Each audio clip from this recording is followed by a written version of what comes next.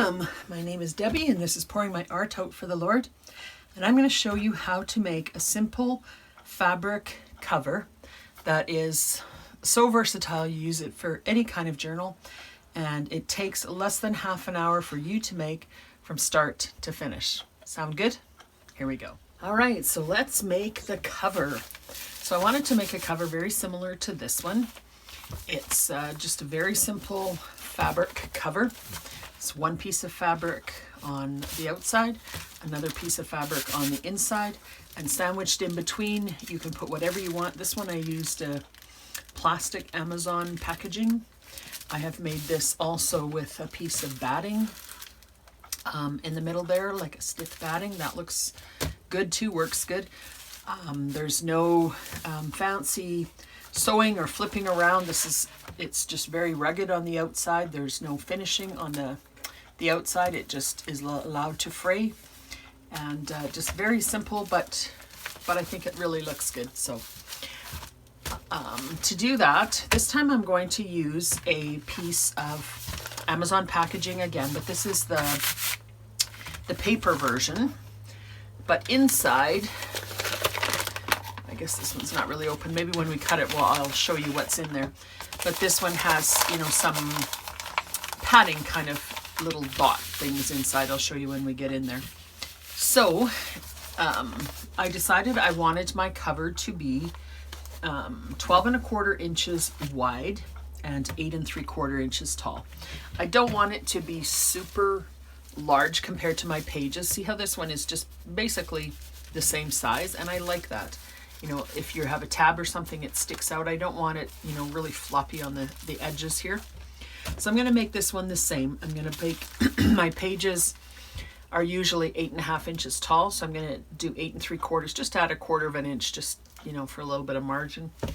And then my pages opened up like this are 11 inches. And the pages, when you fold them, like you can see, I think you can see how these pages kind of come up, because when you're putting papers in a signature, the middle papers will be forced up by the outside pages.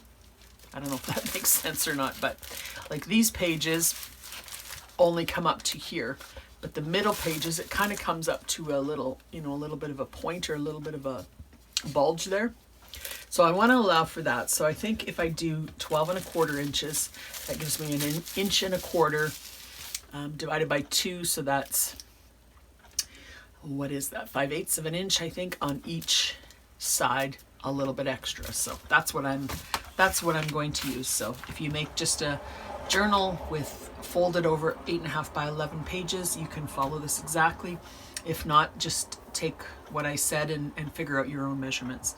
So again, this is what I'm doing, 12 1/4 inches by 8 3/4 inches. So I'm going to just take this apart.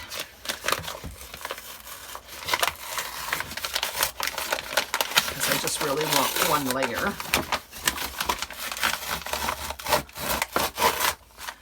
Like that. And then I think I'm going to try to use my cutter for this. So this way is, on my piece of paper, it is actually only 12 inches. So I wanted a little bit more than that. So I'm going to cut this part at 12 1/4 inches. So let's see. Or I could fold it over and I could do half, which might even work better in the cutter here. So half of 12 1/4 is 6 1/8. Correct? Yes. Okay. So let's fold it over. Put the fold to the left. I don't exactly have a 6 1/8 on this cutter, so I'm just going to guesstimate what I want. Cut this off. Don't need that for this project anyway. And then on the other side, we want it to be 8 3/4. And I just wanted to show you what's inside here. So this is what's inside the packaging. So it's just these little white kind of foam dots. They're not very very even or very pleasant. They kind of crumble and but they make a nice feel to your journal, and they have a nice, well, the paper makes a nice crinkle. So okay, so now we have a piece that's 12 3/4 by 8 3/4. It's a lot easier to measure, I find, to measure the paper rather than the fabric. So I cut a couple pieces of fabric here. This is a piece for the outside. This is a really vibrant piece. If you look at the whole piece of fabric, which I don't have right here, but it's got some other patterns in the middle, like some diamonds and all that kind of stuff. And it's, I don't know, I just find it kind of a fascinating piece. And it's got just some of these, you know, bright red and orange and green, and there's a blue there, and, you know, different colors, plus the vintagey colors in the middle. So I'm rusty kind of colors, and lots of black. So I really like that. So I'm going to use that for my outside. And then just to kind of quiet it down, I'm going to use this for my inside, and kind of a, you know, this almost looks like a coffee dyed piece of paper sort of thing. So what I'm going to do is take my glue stick and just glue all over one side of this bag. I think what I'm going to do is actually lay my fabric first. Just trying to see, I don't know if there's even a right and wrong. I think this is the wrong side. So I'm just going to lay my fabric out. I'm going to lay this kind of in the middle. I really don't need any overhang at all.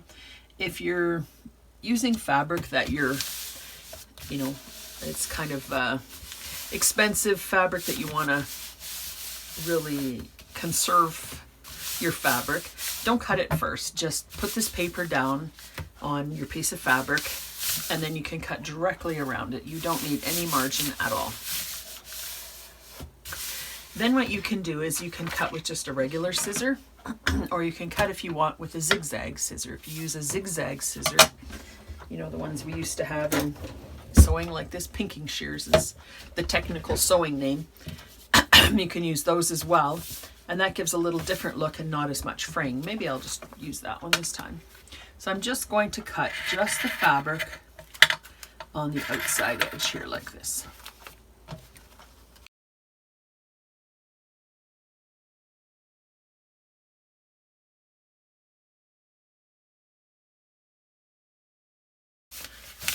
Okay, so just trim that off just like that.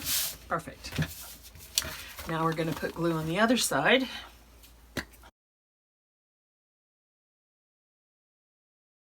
And then I'll put my other piece of fabric wrong side up and flip this over on here. Again, I just ripped my fabric. I have big chunks of these fabrics left from my quilting days, and I didn't really care about wasting an inch here or two. And then all I need to do is sew around the outside. You really do want to sew, because that glue is not going to hold, plus these layers will separate at some point. So you can use a zigzag stitch, you can use a straight stitch, whatever you like. So I'm going to do that, and I'll be right back. All right, just stitched with a simple zigzag all the way around, back stitched at the beginning and at the end. Because it's fabric, you can do that. And because my inside, my stuffing already had that fold, and that's how I cut it. I cut it, you know, I cut an even amount off this way. I have a natural fold. I don't even have to worry about where the center is, because it's just right there.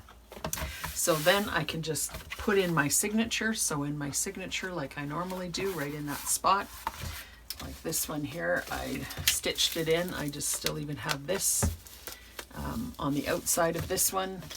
This one I made in a different size. This one I used batting. Made this a while ago. Here I just covered it with a little bit of lace afterwards. So you can do all kinds of stuff afterwards. I made some journal toppers I just dug out. You know, sometimes, well, I just like to make journal toppers and then have them handy if I want to do something or try something. So there's one. I made a bunch of these ones quite a while ago. I think I have a video on how I did those ones. feel like this one probably fits on this size better. So they just, you know, then you have an instant beautiful cover. I also have, I did a bunch of these cards with some lace and some corrugated cardboard. These images were from Carolyn's Musings, and I just love them. Like, turn away my eyes from looking at worthless things. So you can put something like that in the middle. Actually, that would be good with the I wonder as I wander, peeking out there. Or, you know, like this one would probably go better on that color. But see how those colors just really blended as well with my soul. I put my trust in the Lord. Even that one looks good. Jesus, lead me. And this one. So I'm actually going to use this cover for my Exploring Joy journal that I'm making using Faith Art Design Studio Diane's pages. So I'll link the video where I do that. So, but I wanted to just show you how to make this cover separately and put it into my Junk Journal 101 playlist so that you can refer to it. You can make one of these covers in less than half an hour start to finish. If you have all of the things that you need kind of right there, you can probably do it in 15-20 minutes. They're super easy and quick. So there you go. There's the cover.